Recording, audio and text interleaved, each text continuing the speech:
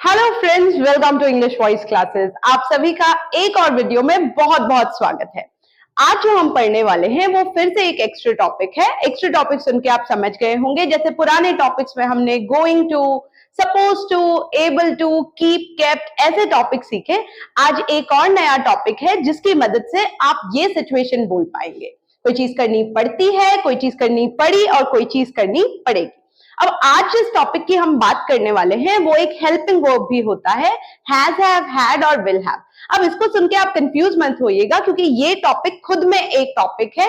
इसके helping verb do, does, did और will हो जाएंगे। तो अब पहले आप दिमाग को बिल्कुल अलग कर लीजिए कि ठीक है, आज हैज, हैव, हैड और विल हैव हेल्पिंग वर्ब का काम नहीं करेंगे, बल्कि ये खुद में एक सिचुएशन है जो हमको एक कंडीशन बताने में मदद करेंगे। तो जैसे एबल टू था, यूज टू था, गोइंग टू था, कीप, केप्ट था। आई एम श्योर अगर आपने वो सारे वीडियोस देखे हैं, सिचुएशन के हिसाब से उनको समझा है, तो आप आराम से उन सारी चीजों को डेली लाइफ इंग्लिश में यूज कर पा रहे होंगे। तो ऐसा ही एक टॉपिक है has to, have to, had to और विल हैव टू।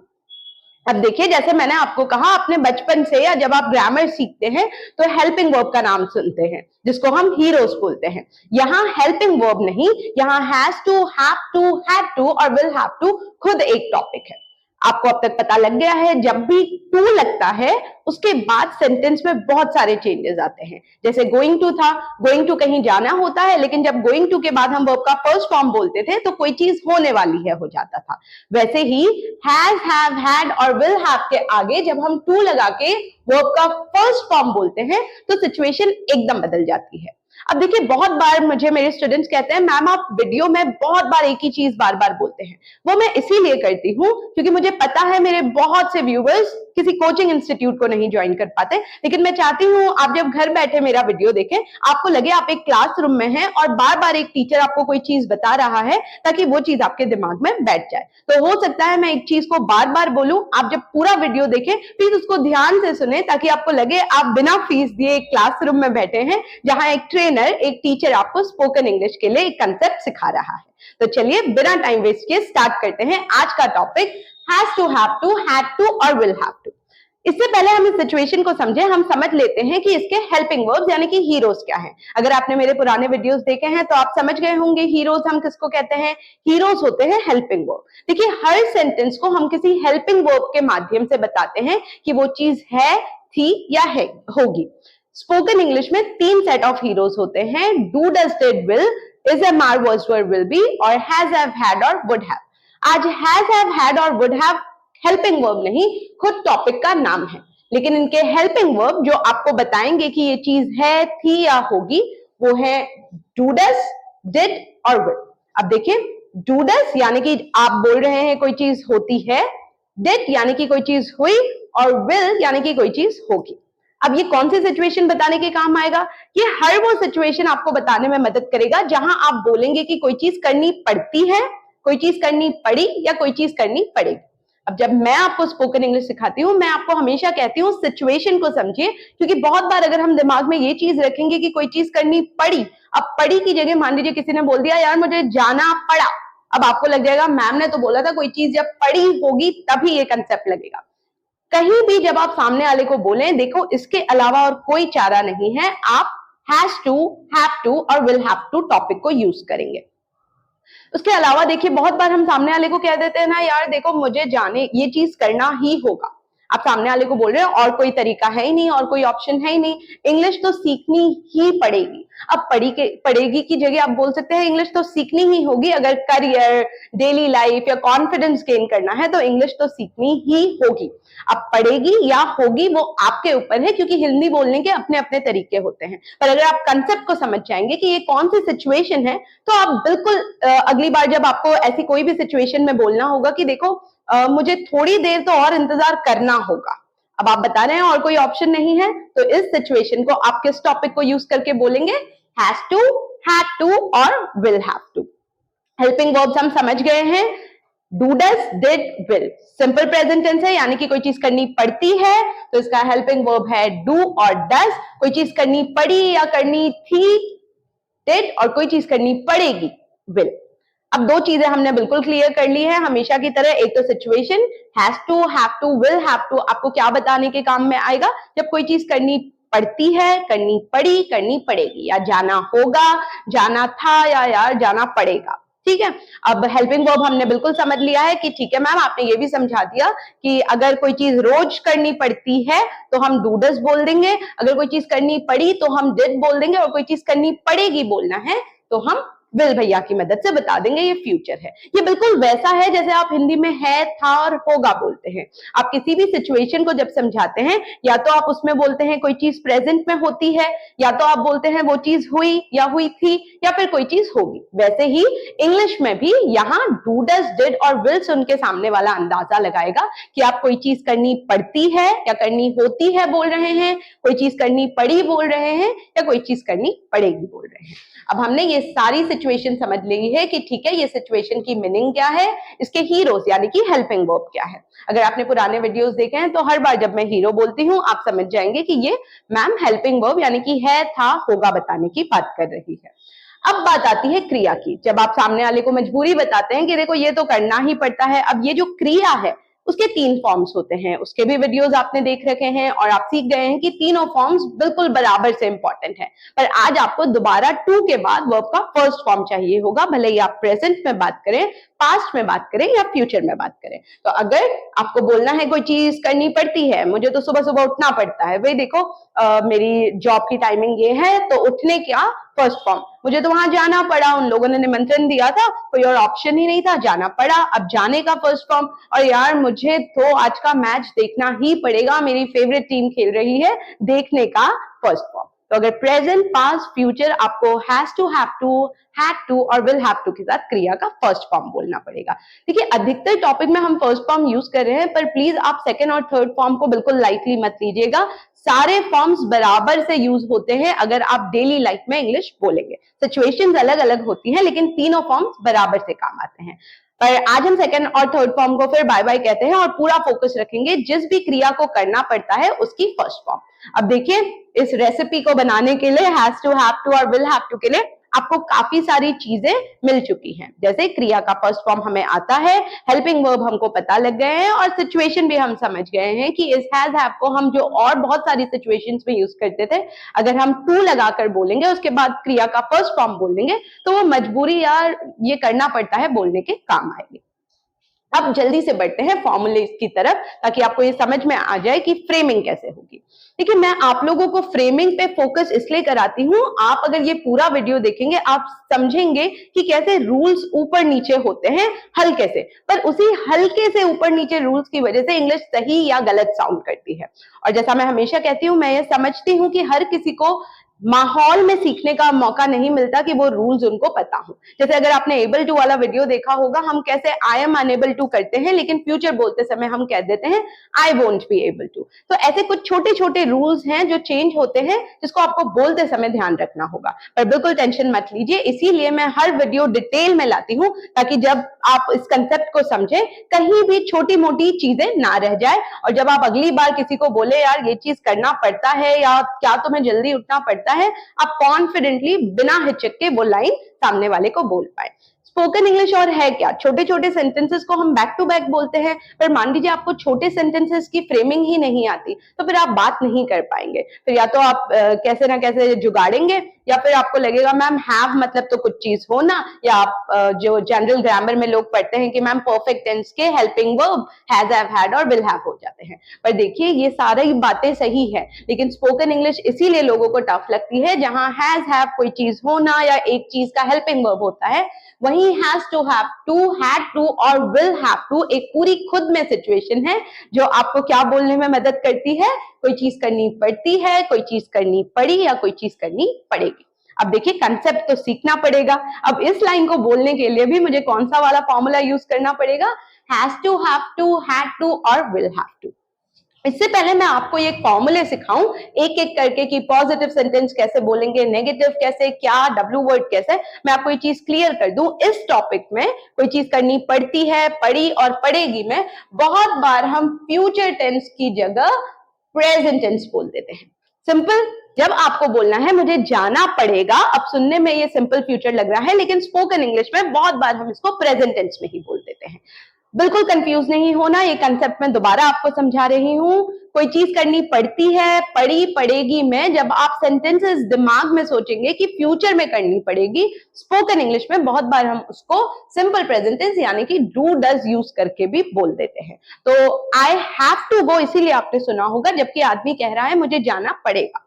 अब कंफ्यूज मत होइएगा कि मैम जाना पड़ता है और पड़ेगा कैसे पता चलेगा। अगर कोई सामने वाला बैठा है और वो आपको एकदम से बोल रहा है I am sorry I have to leave, मुझे जाना पड़ेगा, तो वो फ्यूचर की बात कर रहा है। लेकिन अगर वो रोज की बात करेगा तो वो आगे कुछ बोलेगा I have to go to office every day या ऑलवेज या कुछ ऐसे वर्ड्स वो यूज करेगा जिससे आपको पता लग जाएगा। तो दोबारा कंसेप्ट बिल्कुल क्लियर। इस टॉपिक में कोई चीज होनी पड़ेगी, जाना पड़ेगा, उठना पड़ेगा, सोचना पड़ेगा, खाना पड़ेगा की जगह आप डू डज यानी कि सीधे हैव टू भी बोल सकते हैं। वो जब मैं फॉर्मूले सिखाऊंगी तो और क्लियर हो जाएगा। तो मैं आपके लिए जितने एग्जांपल्स लाई हूं, यहां जब हम फ्यूचर भी बोलते हैं तो हम विल की जगह डू डज या सीधे हैज टू या हैव टू का यूज कर लेते हैं। चलिए अब कंसेप्ट को आगे बढ़ाते हैं। एग्जाम्पल्स से पहले फ्रेमिंग सीख लेते हैं।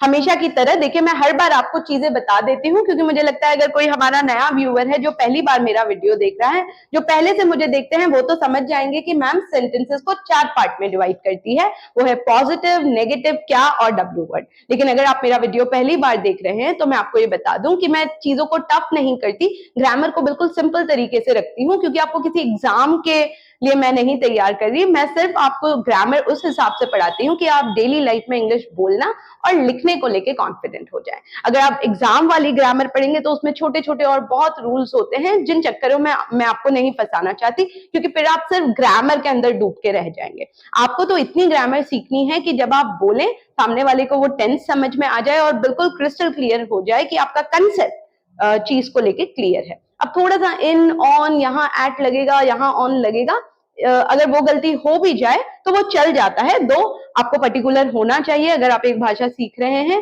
पर फिर भी मैं फोकस करती हूँ कि मैं आपका कंसेप्ट बेस क्लियर करूं, इसीलिए मैं सेंटेंसेस को बिल्कुल इजीली 4 पार्ट में डिवाइड कर देती हूँ। पॉजिटिव सेंटेंस, नेगेटिव सेंटेंस, क्या वाले क्वेश्चंस और डब्ल्यू वर्ड। पॉजिटिव वो सेंटेंस होते हैं जहां आप सामने वाले को बताते हैं देखो ये चीज करनी पड़ती है, मुझे तो दवाइयां लेनी पड़ती है, मुझे तो बहुत सारी किताबें पढ़नी पड़ती है, मुझे तो मेहनत करनी पड़ती है।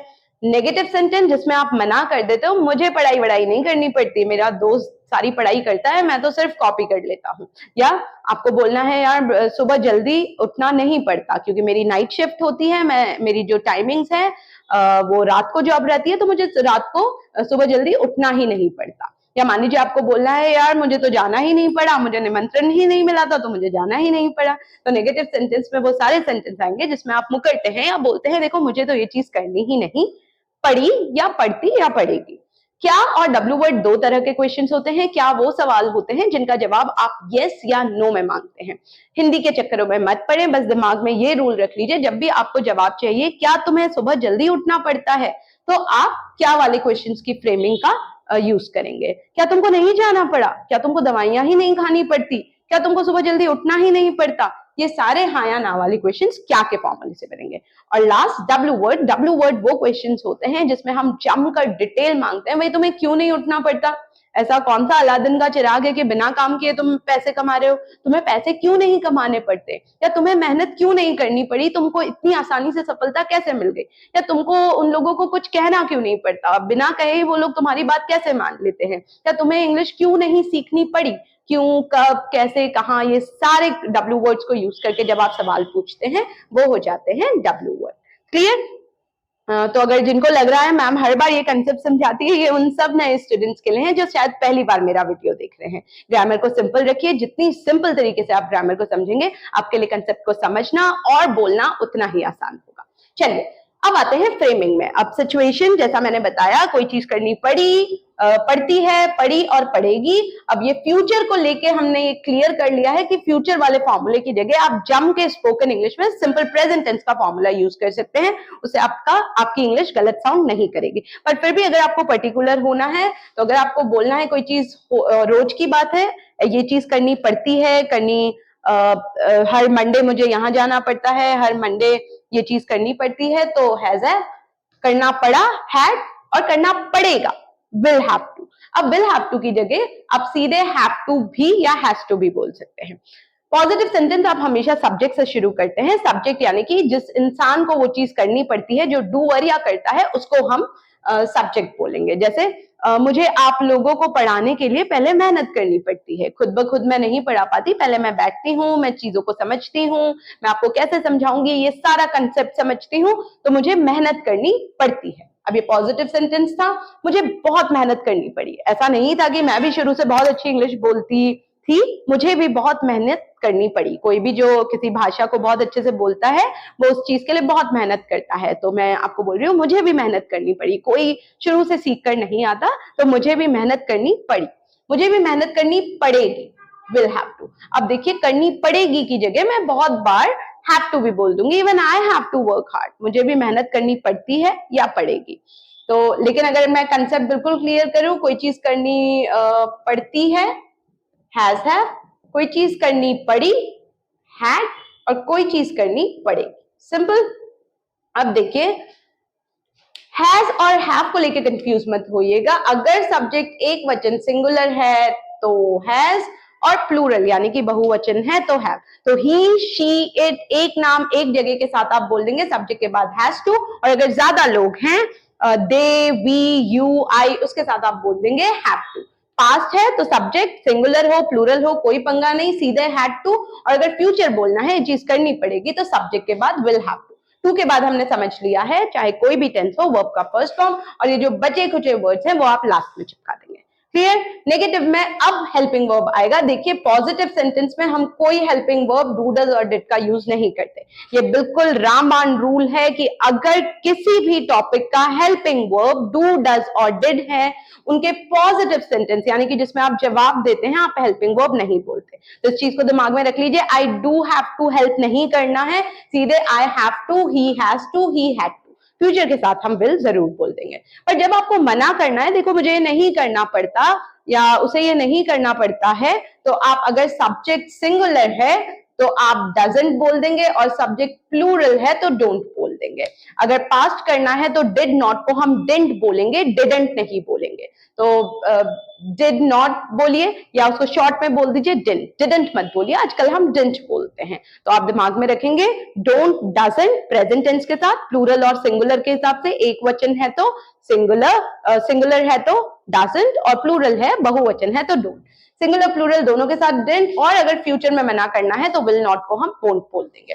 अब ये वाली चीज आपको बिल्कुल ध्यान रखनी है। देखिए, पॉजिटिव सेंटेंस में हम हैज टू, हैड टू बोलते हैं, पर नेगेटिव सेंटेंस में कोई हैज टू, हैड टू नहीं बोला जाएगा। डोंट, डजंट, डिडंट, वोंट बोलने के बाद भले ही सब्जेक्ट सिंगुलर क्यों ना हो, ही, शी, इट, एक नाम, आप यहाँ हैज टू नहीं बोलेंगे। भले ही सेंटेंस पास्ट में क्यों ना हो, आप हैड टू नहीं बोलेंगे। तो आप बोलेंगे ही डजंट, हैज टू नहीं, have to. He didn't, has to, had to नहीं, हैव टू। और ही वोंट, हैव टू। इसीलिए मैं आपको कह रही थी, कुछ छोटे छोटे रूल्स होते हैं जो मैं समझती हूँ आप खुद नहीं समझ पाएंगे। आपको ये कंसेप्ट मुझे समझाना होगा, क्योंकि शायद मैंने बचपन से इंग्लिश सीखी, तो मुझे पता है कि यार ही डजंट, हैज टू नहीं होता। पर अगर कोई बेचारा रूल के हिसाब से सीखेगा, वो कहेगा मैम ही के साथ तो हैज ही लगेगा, आपने समझाया ये चीज। तो he has to positive sentence में, पर जैसे ही डोंट, डजंट आ जाएगा, आप हैव टू बोलेंगे। आई होप ये कंसेप्ट बिल्कुल क्लियर हो गया है कि नेगेटिव सेंटेंसेस में subject don't, doesn't, didn't, won't, और फिर कोई हैज टू, हैड टू नहीं, हम हैव टू बोलने के बाद क्रिया का फर्स्ट फॉर्म बोल देंगे। अब आते हैं क्या वाले क्वेश्चंस में। क्या वाले क्वेश्चंस हमेशा टॉपिक के हीरो से स्टार्ट होंगे, यानी कि हेल्पिंग वर्ब। तो अगर कोई चीज करनी पड़ती है, डू या डज से स्टार्ट कर लें, कोई चीज करनी पड़ी, डिड से स्टार्ट कर लें, और कोई चीज करनी पड़ेगी, विल से स्टार्ट कर दें। उसके बाद आप सब्जेक्ट यानी कि कर्ता बोल दें, जो भी क्रिया है, जो भी करता है, जिसको चीज करनी पड़ती है। हैव टू, वापस मैं बता रही हूँ, has to, had to, do, does, did और विल आने के बाद हम हमेशा हैव टू बोलेंगे। तो आप बोलेंगे सब्जेक्ट हैव टू, टू के बाद क्रिया का फर्स्ट फॉर्म, बचे कुचे वर्ड्स लास्ट में। लास्ट फॉर्मूला है डब्ल्यू वर्ड। डब्ल्यू वर्ड जैसा मैंने बताया डिटेल में जब आप पूछेंगे भाई तुम्हें वहां जाना क्यों पड़ता है, तुम्हें ऐसे सवाल पूछने क्यों पड़े, तुमको मुझसे ऐसी चीजें पूछनी क्यों पड़ेंगी, ये सारे सवाल डब्ल्यू वर्ड जिसकी लिस्ट मैंने आपको पुराने वीडियोस में सिखा रखी है, why, who, when, where, W words. उसके बाद पूरा ये जो क्या वाला फॉर्मूला है, why do you have to, why did you have to, why will you have to, इस कंसेप्ट का ध्यान रखिएगा। व्हाई यू हैव टू मत कीजिएगा, बहुत बार लोग इंग्लिश बोलते समय बेचारे हेल्पिंग वर्ब को ही उड़ा देते हैं, सीधे व्हाई यू हैव टू नहीं, why do you have to, why did you have to, why will you have to, क्योंकि सुनने वाला आपके डू, डज, डिड और विल को सुन के पता लगाएगा कि आप रोज की बात कर रहे हैं, पास्ट पूछ रहे हैं या फ्यूचर पूछ रहे हैं। तो ये थे सारे फॉर्मूलेज, इनको प्लीज कहीं अच्छे से स्ट्रक्चर करके लिख लीजिए, इसीलिए मैं हर वीडियो में फॉर्मूले लिखती हूँ। अब नॉर्मली इंग्लिश में फॉर्मूलेज नहीं होते, फॉर्मूले हमने बचपन में मैथ्स में पढ़े थे, पर मुझे लगता है इससे फ्रेमिंग आसान हो जाती है, आपको पता लग जाता है ठीक है डब्ल्यू वर्ड के बाद मुझे सीधे वाई ही, वाई दे नहीं करना है, डिपेंडिंग ऑन टेंस, रोज की बात है, पास्ट या फ्यूचर के अनुसार हम हेल्पिंग वर्ब लगा के सब्जेक्ट बोल देंगे। तो ये थे हमारे फॉर्मूले। आई होप ये कंसेप्ट क्लियर हो गया है, और अगर नहीं हुआ है तो मैं आपके लिए हमेशा की तरह बहुत सारे एग्जाम्पल्स लाई हूं जिसको सीख के आपका ये कंसेप्ट बिल्कुल क्लियर हो जाएगा। चलिए आते हैं एग्जाम्पल्स की तरफ। ये मेन चीज होती है क्योंकि इससे आपको पता लगेगा कि कैसे रोज की बातचीत में ये जो टॉपिक आपको लग रहा है कि यार कहाँ बोलेंगे, आपको पता लग जाएगा कि इनको यूज कैसे, कहाँ और कब करना है। पहला एग्जाम्पल देखते हैं। अब देखिए एग्जाम्पल्स में सिर्फ हैव टू नहीं सीखेंगे आप, नई क्रियाएं, मैं सारे एग्जाम्पल्स ऐसे लाती हूं जो आप डेली लाइफ की बातचीत में कहीं ना कहीं यूज कर पाए। तो पहला जो सेंटेंस है हमारा वो है I have to make a decision quickly. अब देखिए पॉजिटिव सेंटेंस था, सब्जेक्ट आई है, आई के साथ आपने हैव टू बोला, जैसा मैंने समझाया था पॉजिटिव सेंटेंस में गलती से भी डू, डज, डिड नहीं बोलना है, सीधे आई के बाद आप हैव टू। अब अगर आपको लग रहा है मैम हैज टू क्यों नहीं बोला, आई इंग्लिश में प्लूरल माना जाता है इसलिए आई के साथ हैव टू बोलते हैं, हैज टू नहीं। अब ये सारे कंसेप्ट जितना आप बोलेंगे आपको एक पॉइंट ऐसा आएगा जब सोचना ही नहीं पड़ेगा कि आई हैज टू होगा, अगर दिमाग में बैठ गया आई हैव टू तो हमेशा के लिए वो बैठ जाएगा, ठीक है, आई हैव टू। कोई चीज करनी पड़ती है तो आई हैव टू, अब टू के बाद हमारा प्यारा वर्ब का first form make a decision, decision यानी कि निर्णय, क्विकली। तो इसका मतलब क्या है, I have to make a decision quickly, मुझे जल्दी निश्चय या कोई भी डिसीजन लेना पड़ेगा या पड़ता है। अब देखिए जैसा मैंने बताया बहुत बार फ्यूचर की जगह हम इसको प्रेजेंट टेंस में ही बोल देते हैं। तो मान लीजिए आपको एकदम से बोलना है यार बहुत टाइम वेस्ट कर दिया है मैंने करियर को लेके, कभी मुझे लग रहा है मुझे पायलट बनना है, कभी मुझे लग रहा है मुझे गवर्नमेंट जॉब्स की तैयारी करनी है। अब आप कह रहे हो यार मुझे जल्दी से कोई निश्चय, कोई डिसीजन लेना पड़ेगा। हिंदी में भले ही ये फ्यूचर साउंड कर रहा है पर इंग्लिश बोलते समय आप लोगों के मुंह से सुनेंगे I have to make a decision quickly. Quickly यानी कि जल्दी से। देखिए मेरे प्रोनाउंसिएशंस को ध्यान दीजिएगा और कोशिश कीजिए इस लाइन को कहीं लिख के आप मेरी तरह इसको बोले। So I have to make a decision quickly, I have to make a decision. Make अगर आपको लग रहा है मेक तो बनाना होता है, डिसीजंस के साथ भी हम we don't take decisions, we make decisions. अब ये कुछ चीजें हैं जो आप जितना बोलेंगे उतना क्लियर होगा। कुछ चीजों को हम एकदम हिंदी टू इंग्लिश नहीं ट्रांसलेट करते, तो दिमाग में बैठा लीजिए आई हैव टू, डिसीजन लेने के लिए आप बोलेंगे make a decision, I have to make a decision quickly. तो ये कंसेप्ट क्लियर। एक और एग्जांपल देखते हैं जिसमें आप मना करेंगे। अब पॉजिटिव सेंटेंस सिंपल था, आई हैव टू, टू के बाद हमने क्रिया लगा दी। We don't have to pay for the parking। देखिए यहाँ अब आई हमेशा सब्जेक्ट हो जरूरी नहीं, यहाँ सब्जेक्ट वी हो गया यानी कि हम सबको यहाँ पार्किंग के लिए पे नहीं करना पड़ता है। अब पड़ेगा या पड़ता है आप सिचुएशन के हिसाब से खुद डिसाइड कर देंगे। मान लीजिए एक पार्किंग की जगह मिली जहां आप गाड़ी को पार्क करते हैं, आजकल पार्किंग बहुत ही भयानक प्रॉब्लम बन गई है कि भाई शॉपिंग तो कर लें पर गाड़ी या स्कूटी या बाइक पार्क कहाँ करें। आपको एक जगह मिली, आपको बोलना है कि यार यहाँ लगा देते हैं, यहाँ हमको पार्किंग के पैसे नहीं देने पड़ेंगे या पड़ते हैं। इसलिए मैं बार बार ये बता रही हूँ इस टॉपिक में फ्यूचर की जगह हम बहुत बार प्रेजेंट यूज कर लेते हैं। तो जब आपको बोलना है ये चीज नहीं करनी पड़ती, वी था तो डजंट भैया को हम बाय बाय कह दे रहे हैं क्योंकि डजंट सिंगुलर के साथ लगता है, तो वी डोंट। अब भले ही सिंगुलर हो प्लूरल हो आप हैव टू बोलेंगे। वी डोंट हैव टू, पैसे देने के लिए क्रिया पे फॉर द पार्किंग, हमें पार्किंग के लिए पैसे नहीं देने पड़ते हैं या पड़ेंगे। वो आप सिचुएशन के हिसाब से सामने वाले को बोलेंगे और वो समझ जाएगा कि आप अगर एक स्पॉट को दिखा रहे हैं यहाँ पार्क कर देते हैं, वी डोंट हैव टू पे फॉर पार्किंग, हमको पार्किंग के लिए पैसे नहीं देने पड़ते हैं या पड़ेंगे। दो कंसेप्ट क्लियर? आगे बढ़ते हैं। अब देखिए दोनों तरफ प्लूरल था। अब मान लीजिए कोई सब्जेक्ट सिंगुलर है, जैसे कि शी यानी कि कोई लड़की, उसके नाम की जगह आप शी बोल रहे हैं। She has to work late tonight. अब शी था तो हमने हैव टू नहीं किया, हमने हैव टू को कहा बाय बाय और हमने कह दिया has to. So she has to work, क्रिया का फर्स्ट फॉर्म काम करना यानी कि work. She has to work late tonight. अब इसको आप फ्यूचर में मानेंगे, उसको आज लेट तक काम करना पड़ेगा, बेचारी की मजबूरी है। मान लीजिए प्रोजेक्ट था या डेडलाइन था या कोई ऐसी सिचुएशन है जब उसको आज रात लेट तक बैठ के काम करना पड़ेगा, तभी जाके वो प्रोजेक्ट या वो कंसेप्ट क्लियर हो पाएगा या वो काम पूरा हो पाएगा। तो उसके लिए आप बोल रहे हैं she has to work late tonight. अब करना पड़ता है या पड़ेगा, फिर सिचुएशन सुन के आप समझ जाएंगे। नॉर्मली हम फ्यूचर की जगह प्रेजेंट टेंस ही बोलते हैं has to, have to, will have to में, इसीलिए मैंने सारे एग्जांपल्स विल हैव टू की जगह प्रेजेंट टेंस के बनाए हैं। तो अगर अगली बार कोई बोले she has to work late tonight, tonight होता है आज रात, टुडे नाइट बोलने की जरूरत नहीं पड़ती, टुनाइट यानी कि आज की रात, नाइट यानी कि रात, टुनाइट यानी कि आज की रात। तो उसको आज रात जम के लेट तक काम करना पड़ेगा। मान लो कुछ दिन खूब मस्ती की उसने, अब आप बोल रहे हो देखो डेडलाइन आ गई है, कल तो मीटिंग है, प्रेजेंटेशन देना है या कल एग्जाम आ गया है, आज रात बैठ के जम के काम करना पड़ेगा उसे। क्लियर? आगे बढ़ते हैं। मान लीजिए पास्ट में नेगेटिव सेंटेंस बोलना है ही। अब शी, किसी लड़की को कोई चीज करनी पड़ेगी, हो सकता है आपका दोस्त या भाई, उसके लिए बोलना पड़े। हर बार हम नाम नहीं लेते, इसलिए मैं प्रोनाउन यूज कर रही हूँ। नाम की जगह किसी लड़के के लिए हम बोल दे रहे हैं ही डिडंट। अब डिडंट ना बोले, डिड। सुन के मेरे साथ बोला कीजिए, तभी ये चीजें बहुत इजी साउंड करने लग जाएंगी। ही डिडंट हैव टू तो भाई बोलना ही पड़ेगा, क्योंकि कंसेप्ट का नाम, टॉपिक का नाम ही हैव टू है। जैसे going to, able to, keep, kept, suppose to था, आज टॉपिक का नाम ही has to, have to, will have to है।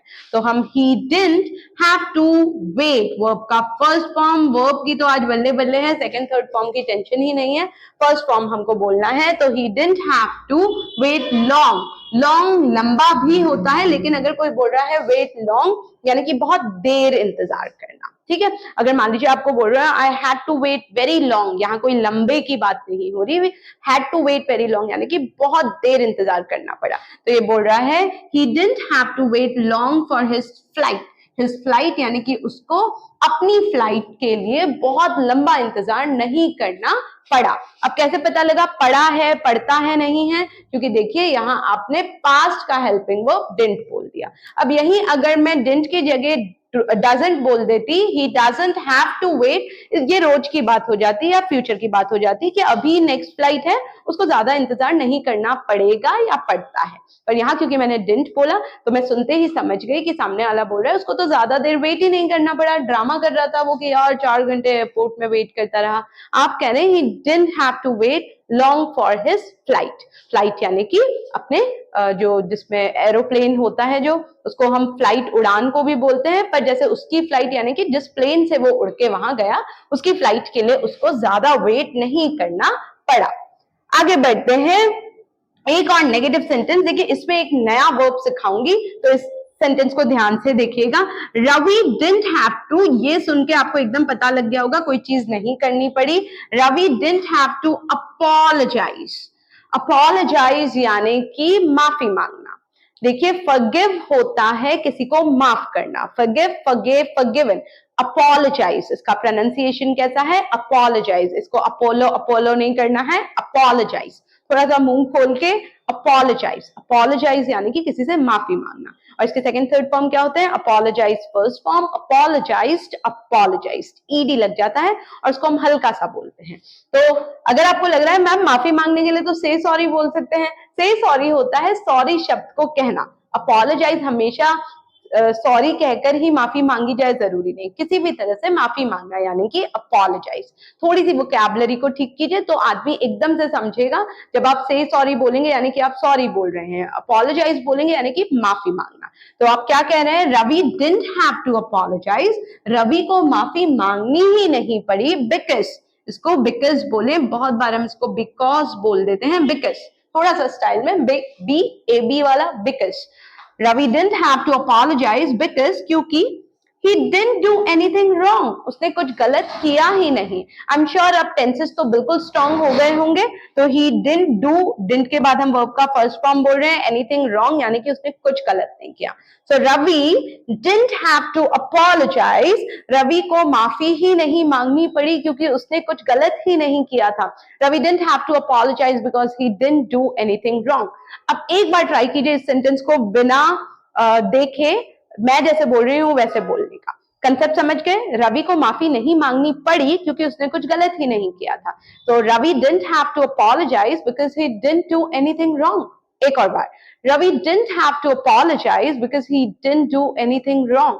अब मैं जितने आसानी से बोल रही हूँ आप वीडियो को एक बार पॉज करके कोशिश कीजिए, बिल्कुल दिमाग में समझ लीजिए कि ठीक है, Ravi didn't have to apologize because he didn't do anything wrong. उसने कुछ गलत नहीं किया था.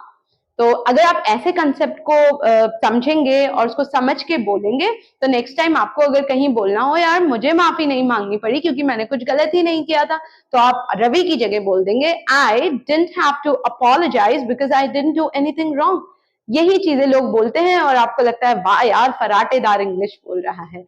ये सारा खेल कंसेप्ट और प्रैक्टिस का है. मैं बार बार कहती हूँ मैं कंसेप्ट क्लियर करवा सकती हूँ, एक एक छोटी छोटी चीजें आपको समझा सकती हूँ, पर वीडियो देखने के बाद प्रैक्टिस करना आपके हाथों में है, जो मैं श्योर हूँ आप कर रहे हैं. अगर आपको कोई भी डाउट होता है तो प्लीज फील फ्री मुझसे कमेंट्स में पूछने के लिए. जैसा मैं कह रही हूँ मैं जानती हूँ मुझे देखने वाले बहुत से वैसे लोग हैं जो किसी इंस्टीट्यूट को नहीं ज्वाइन कर सकते, लेकिन आप बिल्कुल मत घबराइए. अगर कोई भी डाउट आपको किसी भी टॉपिक में आता है आप बिल्कुल नॉर्मल हिंदी में मुझसे पूछ सकते हैं कि मैम ये चीज कैसे बोलेंगे या ये चीज पे वीडियो बनाए. मैं आपको प्रॉमिस करती हूँ मैं अपनी तरफ से पूरी कोशिश करूंगी कि उस पे वीडियो या आपके डाउट्स क्लियर कर. तो चलिए वापस आते हैं. Ravi didn't have to apologize because he didn't do anything wrong. अब ये तो थे पॉजिटिव और नेगेटिव सेंटेंस. ठीक है मैम, बिल्कुल कंसेप्ट क्लियर हो गया. ये चीज करनी पड़ती है यानी कि आई हैव टू, मुझे ये चीज करनी पड़ी यानी कि आई हैड टू, और ये चीज करनी पड़ेगी आई विल हैव टू या आई हैव टू. तो अब मुझे क्वेश्चन सिखाने पड़ेंगे. तो I have to teach questions now. मुझे क्वेश्चन सिखाने पड़े. I had to teach questions. मुझे क्वेश्चन सिखाने पड़ेंगे. I will have to teach you guys questions. अब देखिए क्या वाला क्वेश्चंस, जैसा मैंने आपको बताया डू डज डिड और विल से स्टार्ट होगा. तो देखिए यहां हमने क्या किया, अब सब्जेक्ट की जगह हमने डू से स्टार्ट कर दिया. हमारा सब्जेक्ट यानी कि करता था you. Do you have to तो लगेगा ही. डू यू हैव टू, उसके बाद वर्ब का first form attend. Do you have to attend all the meetings. यहाँ आप क्या पूछ रहे हैं, क्या तुम्हें सारी मीटिंग्स अटेंड करनी पड़ती है. अब बेचारा कोई है, अब वो कह रहा है, हर बार कहता है कि यार मुझे मीटिंग अटेंड करनी पड़ेगी, मुझे मीटिंग अटेंड करनी पड़ेगी. तो आप क्या पूछ रहे हैं, यार तेरा क्या फंडा है, क्या तुझे सारी मीटिंग्स अटेंड करनी पड़ती है. आप कंसेप्ट को आई होप याद रखेंगे. कोई चीज करनी पड़ती है, पड़ी और पड़ेगी. तो वो पूछ रहा है do you have to attend all the meetings. हो सकता है ये फ्यूचर में भी पूछ रहा हो. मैं बार बार इस कंसेप्ट को क्यों बता रही हूँ, आपको ये ना लगे मैम फ्यूचर में विल यू हैव टू बोलेंगे. Will you have to attend all the meetings भी सही है, पर बहुत बार लोग फ्यूचर की जगह बोल देते हैं यार क्या तुझे ही सारी मीटिंग्स अटेंड करनी पड़ेंगी.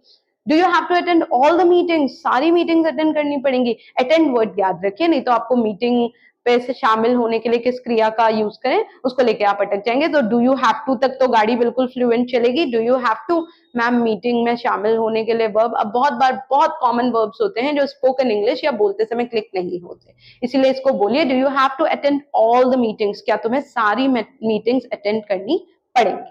ठीक है. अब डू की जगह पास्ट में भी तो पूछना पड़ सकता है. Did they have to work hard for it. अब यहाँ जो क्रिया है पहले उस पर ध्यान दीजिए. वर्क हार्ड एक क्रिया है यानी कि मेहनत करना. हार्ड वर्क एक चीज होती है मेहनत, हार्ड वर्क. लेकिन जब वर्क हार्ड कर देते हैं तो ये एक वर्ब बन जाता है. इंग्लिश थोड़ी ट्रिकी है ये मैं समझती हूँ, पर एक बार कंसेप्ट क्लियर हो गया तो वो हमेशा के लिए आपको बहुत ईजी लगने लगेगी. हार्ड वर्क एक चीज है मेहनत, जबकि मेहनत करने के लिए क्रिया है work hard. Work hard, second form work hard और थर्ड फॉर्म वर्क हार्ड. तो यहाँ वो क्या पूछ रहा है, डिड दे, क्या उन लोगों को, have to work hard for it, क्या उन लोगों को इस चीज के लिए. अब इट को देख के कंफ्यूज मत होइए, कोई चीज है उसकी जगह वो पूछ ले रहा है क्या उन लोगों को उस चीज के लिए बहुत मेहनत करनी पड़ी. पड़ी कैसे पता लगा मुझे, क्योंकि हम डू डज की जगह डिड बोल रहे हैं, तो हम पास्ट पूछ रहे हैं क्या उन लोगों को इस चीज के लिए बहुत मेहनत करनी पड़ी. Did they have to work very hard for it. तो वर्क हार्ड यहाँ क्रिया का रोल प्ले कर रहा है, हैव टू तो लगेगा ही। अब क्या वाले क्वेश्चंस हो गए, डब्ल्यू वर्ड भी तो बोलने पड़ते हैं, डब्ल्यू वर्ड होते हैं ये वाले, What do we have to do to solve this problem? अब हमने स्टार्ट किया W वर्ड से, यहाँ W वर्ड था, जैसा मैंने आपको बताया बहुत लोग ये गलती करते हैं, why you, why they, why he, why के बाद आप अगर प्रेजेंट टेंस है तो do does, why के बाद did और will, तो आप ये नहीं करेंगे कि सीधे why you have to, आप क्या कर रहे हैं, what do we have to do to solve this problem? हमें इस प्रॉब्लम को सॉल्व करने के लिए क्या करना पड़ता है या पड़ेगा। सिचुएशन के हिसाब से आपको समझ में आ जाएगा, वो प्रेजेंट की बात कर रहा है, रोज की बात पूछ रहा है, भाई क्या करना पड़ता है बताओ, अब तुम तो इन प्रॉब्लम्स को रोज सॉल्व करते हो, हमें क्या करना पड़ता है या क्या करना पड़ेगा।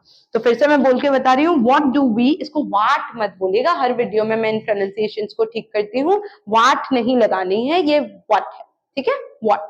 तो what do we have to do to solve this problem, एकदम फ्लुएंटली बिना रुके कोशिश कीजिए आपको ये बोलना है, what do we have to do to solve this problem, हमें इस प्रॉब्लम को सॉल्व करने के लिए क्या करना पड़ेगा या पड़ता है। एक और डब्ल्यू वर्ड देखते हैं, why did you have to go there, अब डिड आते ही आप समझ जाएंगे, यहाँ डू था यानी कि रोज की बात, व्हाई डिड यू, सब्जेक्ट यहाँ तुम हो, why did you have to go there, भाई तुम्हें वहां जाना क्यों पड़ा, जब पता था वहां बेइज्जती होगी, 3-4 बार तुम अपनी बेइज्जती करवा आए हो, तुमको दोबारा वहां जाना क्यों पड़ा, why did you have to go there, तो why did you have to के बाद झट से उस क्रिया का फर्स्ट फॉर्म, जिस क्रिया की आप बात करें, यहाँ क्रिया क्या है, जाना, तो go, why did you have to go there, there यानी कि वहां, THERE यानी कि देयर, उन लोगों का, THERE यानी कि वहां, तो तुमको वहां जाना क्यों पड़ा, why did you have to go there, ठीक है। Next, how long do I have to wait for the bus, अब हाउ लॉन्ग एक डब्ल्यू वर्ड होता है, यहाँ लंबा वंबा हाइट की बात नहीं हो रही, हाउ लॉन्ग यानी कि कितनी देर, दिमाग में बैठा लीजिए, हाउ लॉन्ग यानी कि कितना लंबा नहीं, यहाँ हम टाइम के हिसाब से पूछ रहे हैं, तो हम कह रहे हैं कितनी देर, तो आप क्या पूछ रहे हैं, हाउ लॉन्ग। अब देखिए हाउ लॉन्ग के बाद हमने वो गलती नहीं की, हाउ लॉन्ग आई नहीं बोला, क्योंकि हम फ्यूचर या रोज की बात पूछ रहे हैं, तो हम डू यूज कर दे रहे हैं क्योंकि सब्जेक्ट आई है, तो आप पूछ रहे हैं how long do I have to, please इस टॉपिक को मत उड़ाइएगा, नहीं तो टॉपिक का मतलब ही नहीं निकलेगा, कोई चीज करनी पड़ती है पड़ी पड़ेगी, has to, have to, will have to, had to, इन वर्ड्स को आपको बोलना ही पड़ेगा, तभी ये कोई चीज मजबूरी या और कोई ऑप्शन नहीं है, ये एक्सप्रेस करने के काम आएंगे। तो यहाँ आप पूछ रहे हैं how long do I have to wait for the bus, भाई बस के लिए मुझे और कितना वेट करना पड़ेगा या पड़ता है, सिचुएशन पे फिर डिपेंड करेगा। अब यहाँ देखिए how long do I have to wait for bus, मान लीजिए आप 1 घंटे से वेट कर रहे हैं, अब आप किसी के साथ हैं जो जानता है कि बस कितनी देर में आएगी, तो आप पूछेंगे क्या आप मुझे बता सकते हैं how long do I have to wait for bus, मुझे बस के लिए और कितनी देर इंतजार करना पड़ेगा। लास्ट एक और डब्ल्यू वर्ड देखते हैं, why did she have to ask such a question, इससे पहले मैं ये चीज समझाऊं, सच अ क्वेश्चन यानी कि ऐसा सवाल, सच यानी कि ऐसा, सच अ क्वेश्चन ऐसा सवाल, सच अ नाइस कलर इतना अच्छा कलर, तो सच SUCH, सच अ क्वेश्चन यानी कि ऐसा सवाल, सच अ गर्ल ऐसी लड़की, सच अ प्लेस ऐसी जगह, तो उसको ऐसा सवाल पूछना क्यों पड़ा, वाई यानी कि क्यों, डिड सुनते ही आपको पता लग जाएगा पास्ट है, वाई डिड शी, यहाँ कोई लड़की है सब्जेक्ट, तो आप डांट रहे हैं यार ऐसा बेहुदा सवाल, ऐसा क्या हो गया था कि उसको ऐसा सवाल पूछना पड़ा, क्यों पूछना पड़ा, why did she have to ask, ask यानी कि पूछना, why did she have to ask such a question, उसको ऐसा सवाल पूछना क्यों पड़ा। मान लीजिए किसी ने किसी से ऐसी चीज पूछ ली, आपको लग रहा है यार जवाब तो छोड़ो, पहले तो मुझे ये समझना है उसको ये सवाल पूछना क्यों पड़ा, why did she have to ask such a question, why did she have to ask such a question। देखिए हर बार की तरह मैं कहूंगी, इन सारे सेंटेंसेस को कहीं लिख लीजिए फॉर्मूले सहित और प्रैक्टिस कीजिए। ये सारे टॉपिक शायद आपने कभी पढ़े हो या स्कूल में अलग से पढ़े हो नहीं हो मैं नहीं जानती, पर इंग्लिश बोल पाना इन सारे टॉपिक के बिना इम्पॉसिबल है। टेंसेस वगैरह बहुत इंपॉर्टेंट हैं, वो मैं कवर करती हूँ, पर इन सारे टॉपिक्स जो मैंने पुराने वीडियोस में कवर किए हैं, वो भले ही गोइंग टू हो, सपोज टू हो या आज का has to, have to, had to या विल हैव टू हो, बिना इन टॉपिक्स के बातचीत कर पाना इम्पॉसिबल है। इसीलिए मेरा ग्रामर पढ़ाने का तरीका थोड़ा सा अलग होता है, मैं इनको मॉडल्स वगैरह नहीं बोल के एक्स्ट्रा टॉपिक्स बोल रही हूँ। हर एक टॉपिक को लीजिए, सेंटेंस बनाइए, बोलिए और सिचुएशन आने पे चटाक से उन चीजों को बोलिए। गलती होगी तो आपको खुद पता लग जाएगा, लेकिन जब तक आप कोशिश नहीं करेंगे ये सारे कंसेप्ट ना क्लियर होंगे, ना आप इंग्लिश बोल पाएंगे। ये था आज का video. Has to, have to, had to और विल हैव टू को जम के प्रैक्टिस कीजिए, और अगली बार किसी को जैसे ही सिचुएशन आई, मुझे जाना पड़ेगा, मुझे ये चीज सोचनी पड़ेगी, मुझे तुम्हें कुछ समय देना पड़ेगा, ये सारे कंसेप्ट इस फ्रेमिंग से बनाकर बोले। अगर आपको इस वीडियो में कोई भी डाउट हो, प्लीज फील फ्री कि आप कमेंट में मुझसे पूछ लें। मैं पूरी कोशिश करूंगी कि मैं वो डाउट्स को क्लियर कर पाऊं। ये था आज का वीडियो। अगर आपको हमारा चैनल पसंद आया हो, आपको कुछ सीखने को मिला हो, तो प्लीज चैनल को सब्सक्राइब करें, लाइक करें, कमेंट करें। मुझे अच्छा लगता है जब कुछ लोग मुझे कमेंट करके बताते हैं कि उनको सीखने को मिल रहा है। ये मुझे मोटिवेट करता है कि जिस शिद्दत से मैं ऑफलाइन क्लासेस में अपने स्टूडेंट्स को पढ़ाती हूँ, वैसे ही ऑनलाइन भी पढ़ाऊं। तो मिलते हैं अगले वीडियो में, जहां मैं एक और नया टॉपिक कवर करूंगी स्पोकन इंग्लिश के लिए। तब तक इंग्लिश बोलते रहिए, प्रैक्टिस करते रहिए। मिलते हैं अगले वीडियो में, तब तक के लिए बाय बाय।